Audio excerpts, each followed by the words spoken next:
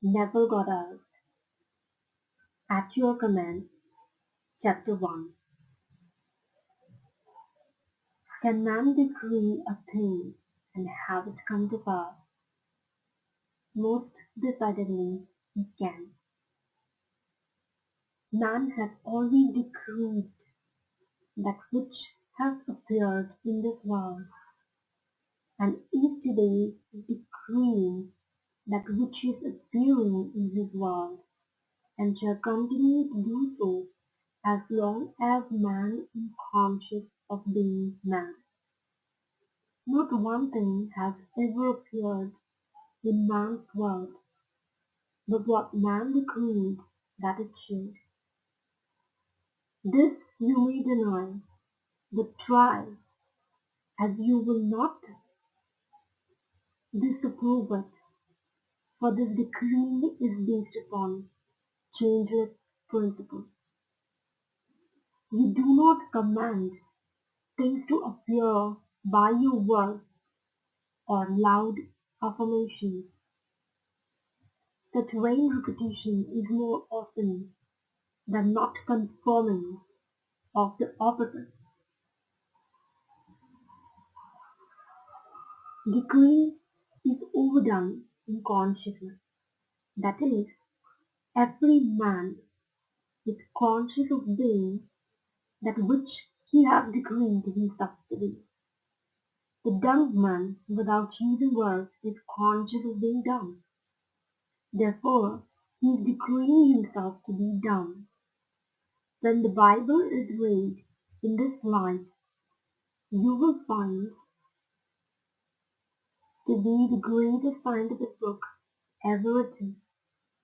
Instead of looking upon the Bible as the historic record of an ancient civilization or the biography of the unusual life of Jesus, see it as a great psychological drama taking place in the consciousness of man.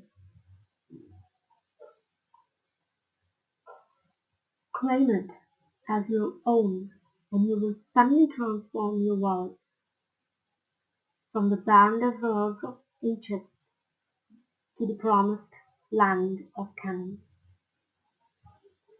Everyone will agree with the statement that all things were made by God, and without Him there's nothing made that is made.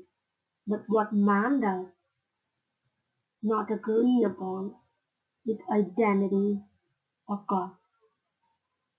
All the churches and priesthoods of the world disagree to the identity and true nature of God. The Bible proves beyond the shadow of doubt that Moses and prophets were in 100% accord as to the identity and nature of God. And Jesus' life and teachings are in agreement with the findings of prophets of old. Moses described God to be man's awareness of being. When he is declared the literal understood word, I am, hath sent me unto you. David sang,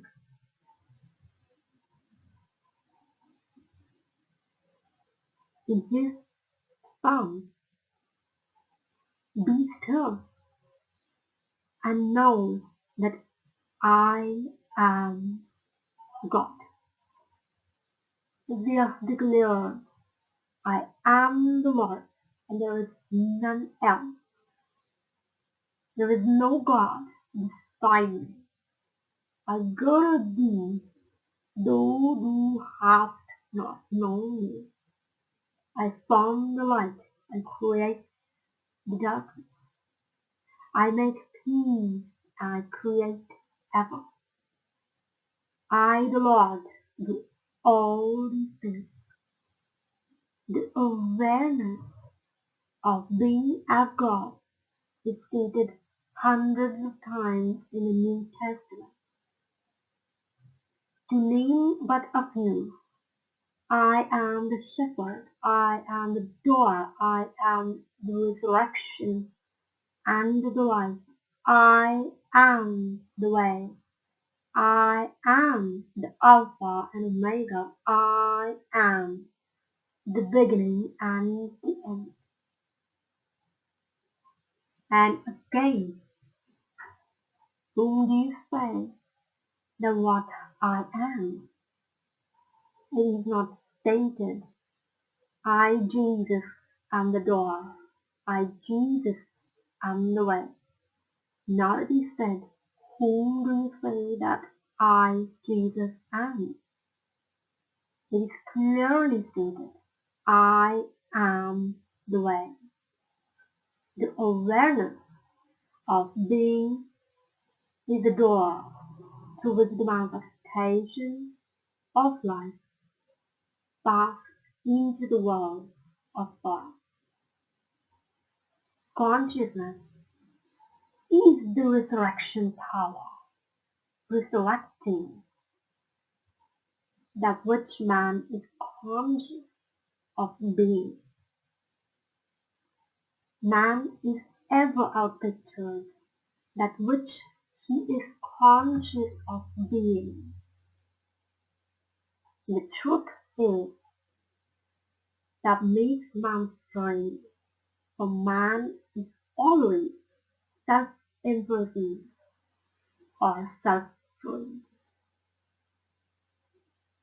If you, the reader, will give up all of your former beliefs in a God apart from yourself and claim God as your awareness of being, as Jesus and the prophets did, you will transform your world with the realization that I and my Father are one. The statement, I and my Father are one, but my Father is greater than I, is very confusing. The is interpreted in the light of what we have just said concerning the identity of God. You will find it very well. Consciousness, being God, is a Father. The thing that you are conscious of being, the thing that you are conscious of being is Son bearing witness of his Father. Consciousness, being God, is Father. The thing that you are conscious of being is Son, bearing the witness of his Father. It is like a conceiver and its conception. The conceiver is ever greater than his conception, yet ever remains one with his conception. For instance, before you are conscious of being a man, you're first conscious of being.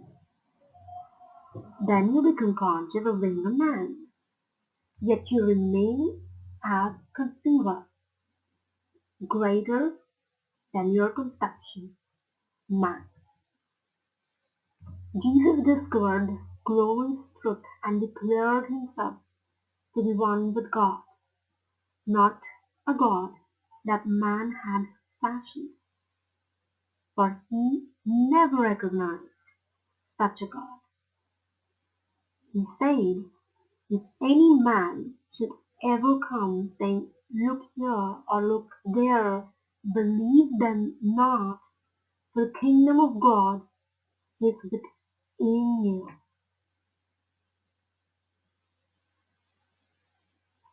Heaven is within you. Therefore, then it is recorded that he went unto his Father. It is telling you that he rose in consciousness to the point that he was just conscious of being, thus transcending the limitations of his parents' conception of himself, called Jesus. Chapter 2. In the awareness of being, all things are possible. He says, "You shall decree a thing, and it shall come to pass." And this is his decree, rising in consciousness to the naturalness of being the thing desired, as he expressed it. And if I be lifted up in consciousness to the naturalness of the thing desired, I will draw the manifestation that desire unto me. For he says, "No man comes unto me, save the Father within me draws him, and I and my Father are one." Therefore, consciousness is a Father that is drawing the manifestation of life unto. You are at this very moment drawing into your world that which you are now conscious of being. Now you can see what is meant by "you must be born again." You are at this very moment drawing into your world that which you are now conscious of being. Now you can see what is meant by "you must be born again." If you are dissatisfied with your present expression in life, the only way to change is to take your attention away from that which seems so real to you and rise in consciousness to that which you desire to be.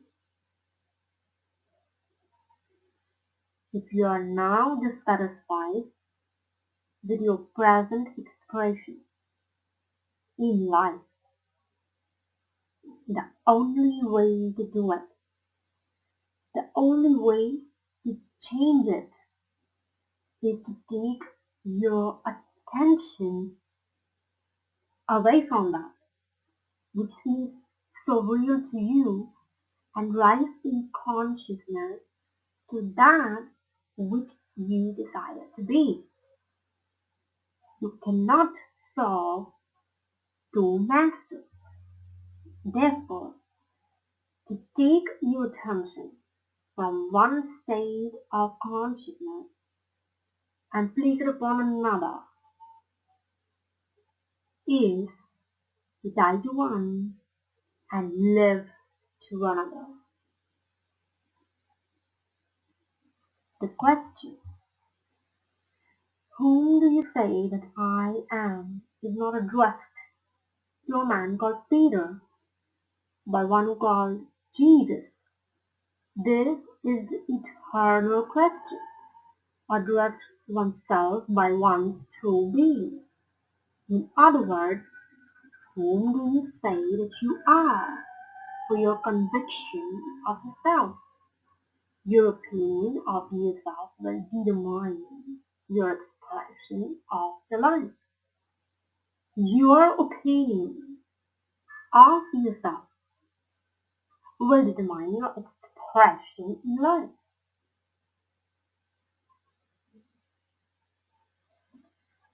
He states, "You believe in God."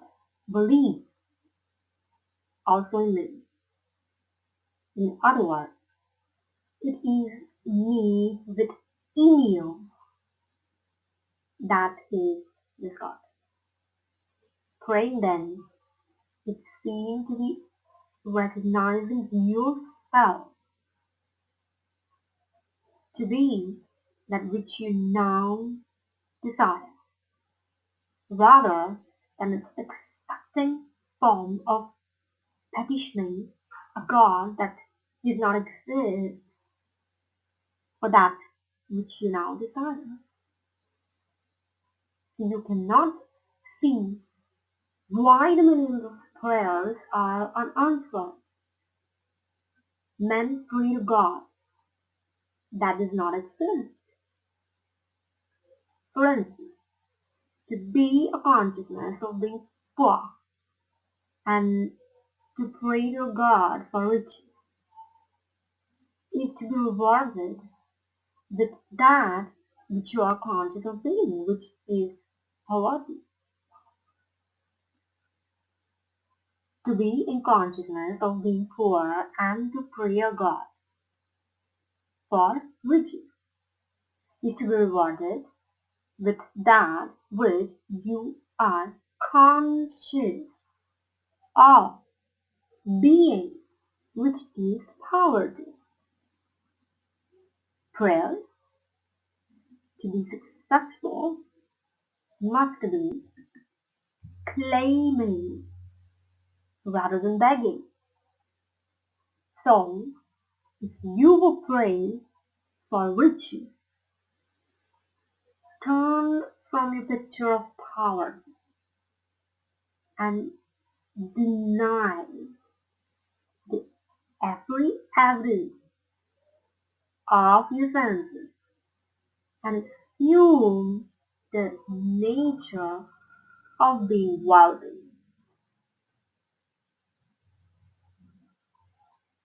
We are told, when you pray, go within in secret and shut the door.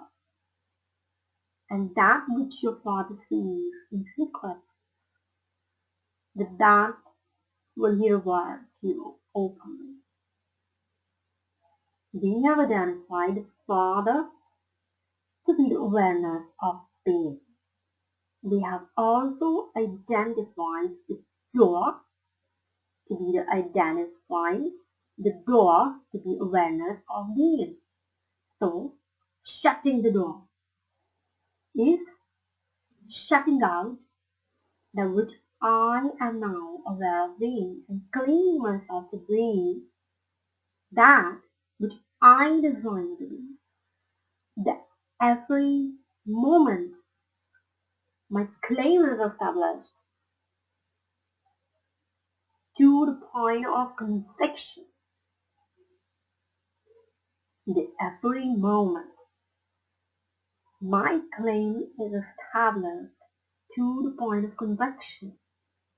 The moment I begin to draw onto myself the evidence of my claim, do not question the how of these things appearing. For no man knows that way. That is, no manifestation knows how the things desired will appear. Consciousness is the way or door through which things appear. He says, I am the way, not I, John Smith, am the way, but I am. The awareness of things is the way through which the things shall come. The sign always follows. They never proceed. Things have no reality other than in consciousness. Therefore, get the consciousness first, and the thing is compelled to appear. You're told, seek ye first the kingdom of heaven and all things shall be added unto you. Give first the consciousness of the things that you seek and leave the things alone.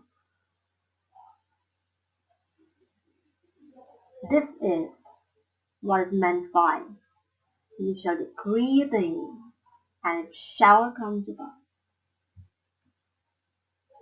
Apply this principle and you will know what it is to prove me and see. The story of Mary is the story of every man. Mary was not a woman giving birth in some miraculous way to one called Jesus. Mary is awareness of being that ever remains virgin, no matter how many desires it gives birth to. Right now, look upon yourself as the Virgin Mary, being impregnated by yourself through the medium of desire, becoming one with your desire to the point of embodying or giving birth to the desire. For instance, it is said of Mary, whom you now know to be yourself, that she knows not a man, yet she conceived. That is you, John Smith, have no reason to believe that that which you now desire is possible. But having discovered your awareness of being to be God, you make this awareness your husband and conceive a man-child. That's manifestation of love. For the Maker is thine husband, the Lord of hosts is his name, the Lord of God. The whole earth shall he be called. The ideal or ambition is his conception. The first command to her, which is now to yourself, is go tell no man. That is, do not discuss your ambition or desire with another, for the other will not echo your presence here.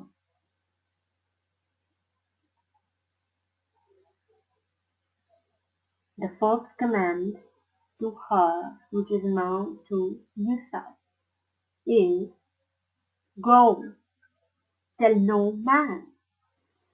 That is, do not discuss your ambition or desire with another, for the other will only echo your presence here, your presence here. Secrecy is the first law to be observed in realizing your desire. Secrecy is the first law to be observed in realizing your desire. The second, as we told in the story of Mary, is a magnified the Lord. We have identified the Lord as your awareness of being. Therefore, to magnify this Lord is to revalue or expand one's present conception to oneself to the point where this re-evaluation becomes natural. When this naturalness is attained, you give birth by becoming that which you are one with in your consciousness. The story of creation is given to us in digest form in the first chapter of John. In the beginning was the Word. Now, this very second is the beginning word spoken of. It is the beginning of art. It's a desire. The word is a desire swimming around in your consciousness, speaking, seeking, embodying. The urge of itself has no reality. For I am, or the awareness of being them. To realize one's desire, the second line of the first verse of John must be applied. That is, and the Word was with God. The Word, the Word, or a desire, must be fixed or united with consciousness to give a reality. The awareness becomes aware of being the things desired, thereby nearing itself upon the form or conception, and giving life unto its conception, or resurrecting that which was heretofore a dead or unfulfilled desire. Two shall agree as touching anything, and it shall be established on the earth. And this agreement is never made between two persons. It is between the awareness and the thing desired. You're now conscious of being, so you're actually saying to yourself without saying what I am. Now, it is a state of health that you are desirous of attaining before you have any evidence of health in your world. You begin feeling yourself to be healthy. And a very second feeling, I am healthy, is attained. The two have agreed. That is, I am and health have agreed to be one. And this agreement ever results in the birth of a child, which is a thing agreed upon. In this case, health. And because I made the agreement,